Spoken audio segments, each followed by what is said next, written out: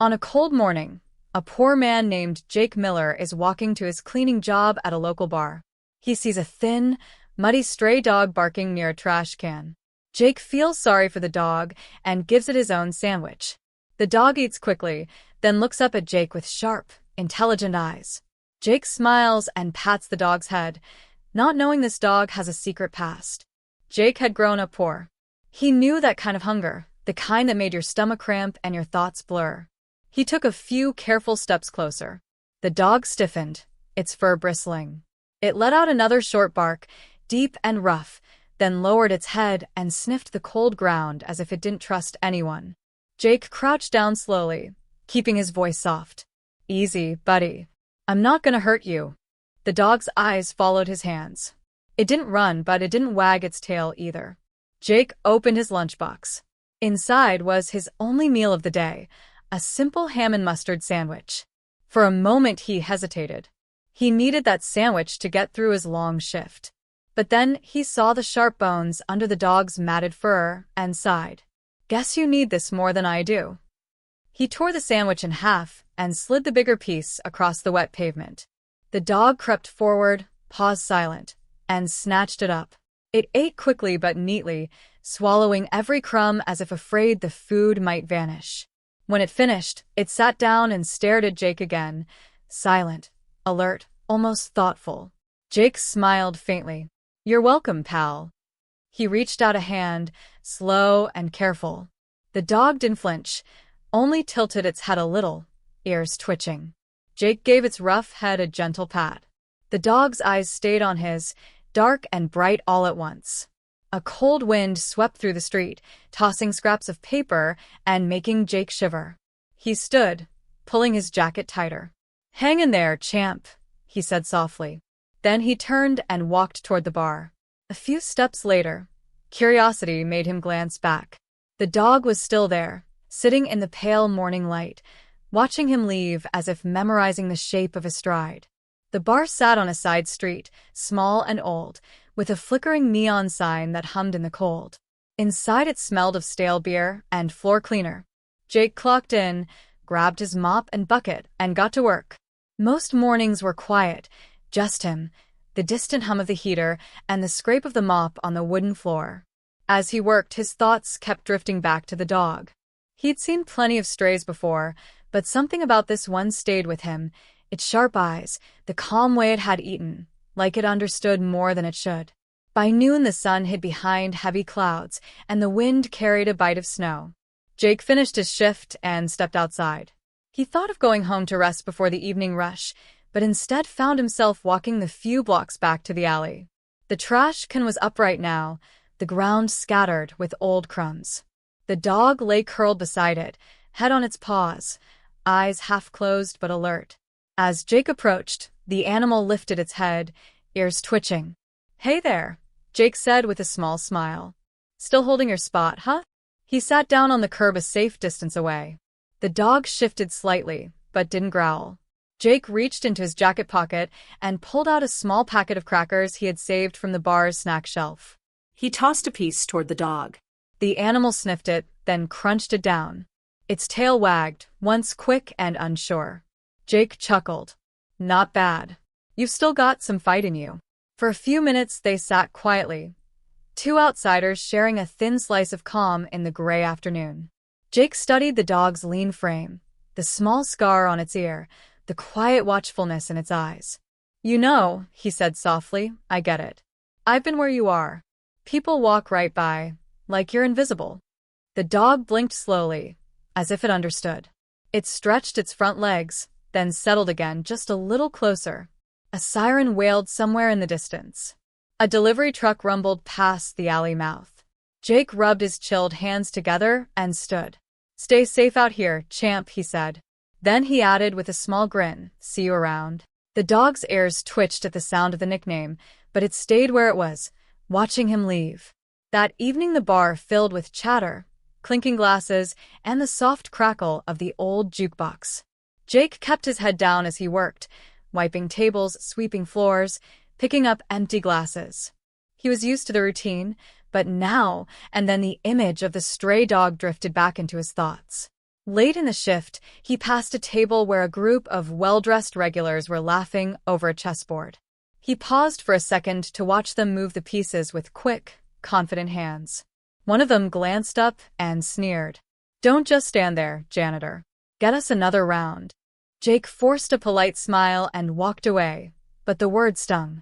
He finished the night's work in silence, sweeping the last crumbs from the floor and wiping down the bar top, while the jukebox played a slow country tune.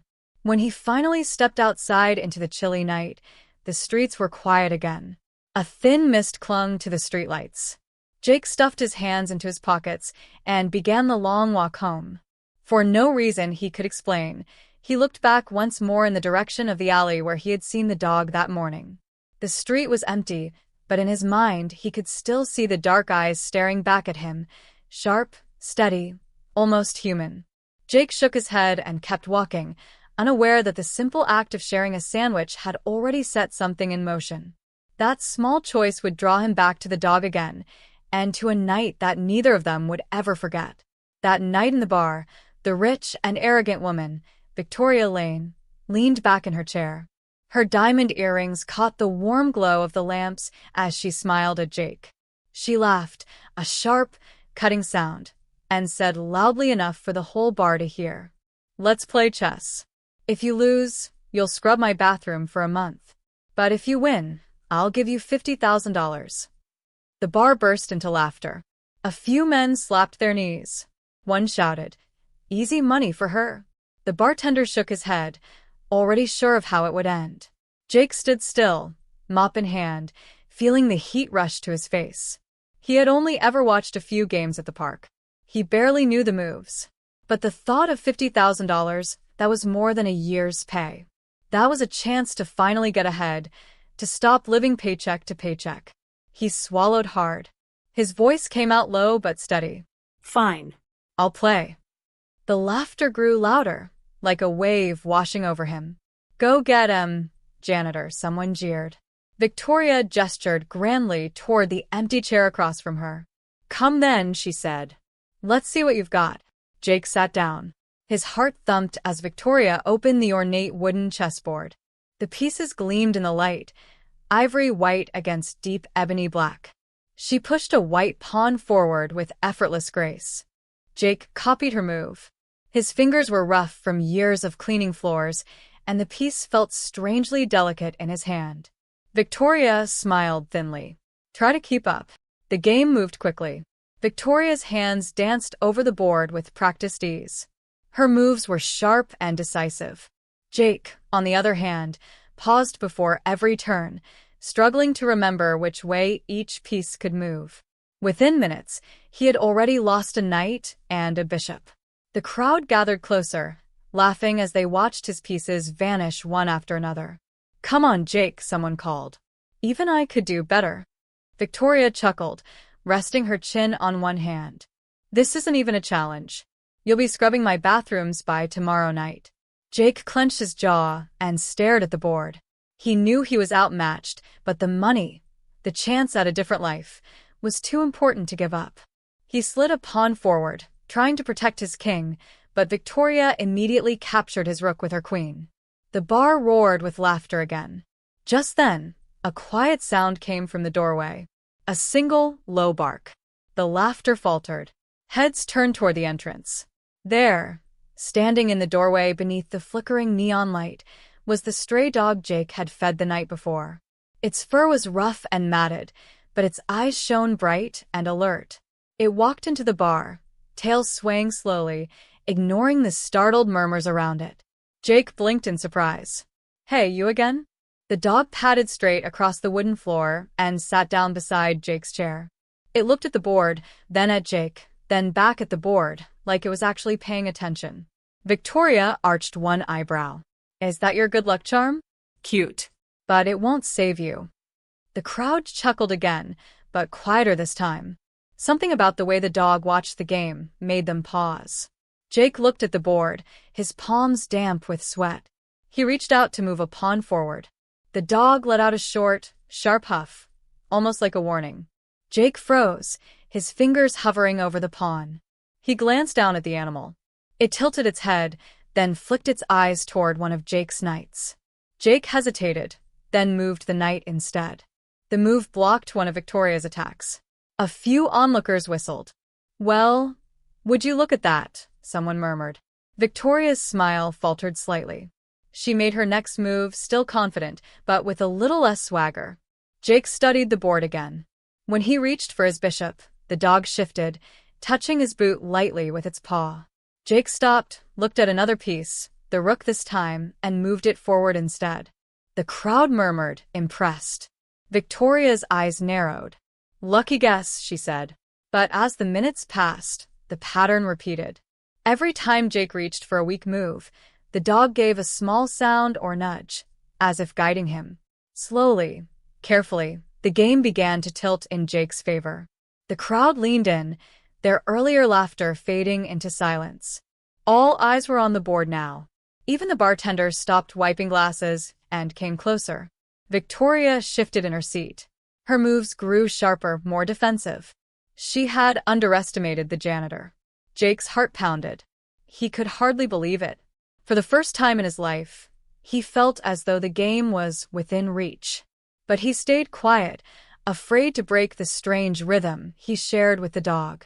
Victoria advanced a rook, threatening Jake's queen. Jake almost moved the wrong piece in a panic, but the dog gave a low growl and nudged his boot again. Jake switched pieces at the last second, blocking the attack. The spectators murmured in disbelief. Victoria frowned, tapping her nails against the table. "You're getting better." But it won't last. She made a bold move, pushing a pawn forward to create an opening. Jake stared at the board, unsure how to respond. The dog tilted its head and looked at his bishop. Jake moved the bishop carefully, and to his surprise, it pinned Victoria's knight against her queen. Gasps and murmurs rippled through the crowd. Victoria's confident mask cracked for the first time. She shifted in her seat, leaning closer to the board. Her next move was slower, more cautious. Jake, guided by the silent hints of the dog, pressed on. He traded pieces wisely, each move gaining ground. A hush fell over the bar as the balance of the game tipped completely. Finally, Jake saw it, the move that would end everything. He looked at the dog. Its ears perked up, tail giving a single slow wag. Jake moved his queen. "Checkmate," he said quietly. For a heartbeat, the bar was silent. Then cheers erupted, echoing off the walls. Some of the regulars pounded the tables. Others shouted Jake's name. Victoria stared at the board in disbelief. Her face flushed with anger. She pushed her chair back and stood abruptly. "Fine," she snapped. "A deal is a deal." She opened her sleek leather purse and pulled out a thick stack of bills. She counted quickly, slapped the money on the table, and glared at Jake. "Enjoy it while it lasts. Next time, you won't be so lucky." Jake picked up the money slowly, still in shock. He turned to the dog, which sat calmly by his side, as if it had known all along. He crouched down and scratched behind its ears. "Looks like I owe you dinner, buddy." The dog leaned into his hand, eyes bright. The bar erupted in applause again. Some came forward to clap Jake on the back. Others bent down to pat the dog. As the noise filled the room, Jake looked at the cash in his hand and then at the dog sitting quietly beside him. For the first time in years, hope stirred in his chest. He didn't know where this strange partnership would lead, but he knew one thing.